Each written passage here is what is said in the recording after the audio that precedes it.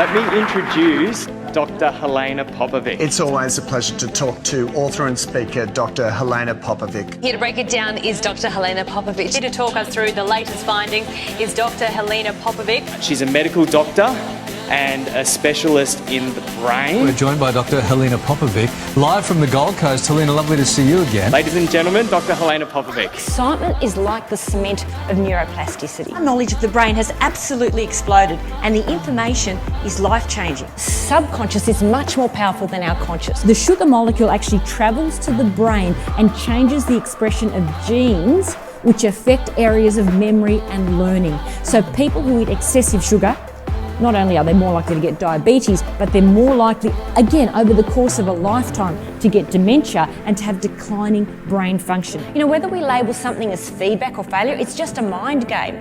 And if we label something as failure, it closes the mind. If we label something as feedback, it opens the mind, because then I look for another way of trying to do it. Doctors are practicing medicine.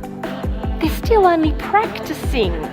I don't want anyone practicing on my body. I want someone who knows what they're doing. The University of California researchers published a study on women whom they'd followed for 31 years.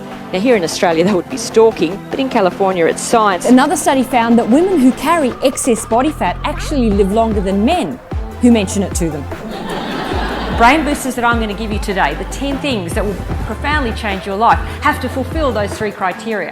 They have to make a significant positive difference, not just to your business, but to your personal life, and help you get the balance right. We make 5,000 new brain cells every day of our lives, when we're young, when we're old, and every age in between.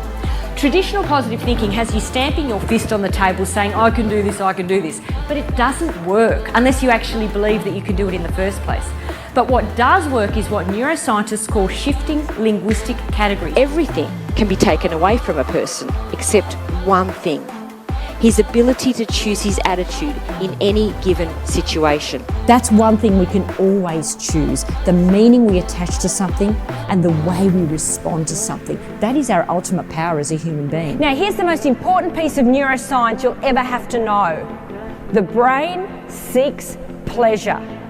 Our ultimate driving force, sophisticated as we are, is the pursuit of pleasure. Whether there was ever a time in your life when you remember a door had closed and now in retrospect you realise that another door had opened, even if at the time you hadn't realised. We aren't just the builders of our own brains, we're the architects and designers of our brains through the day-to-day choices we make and the activities we engage in.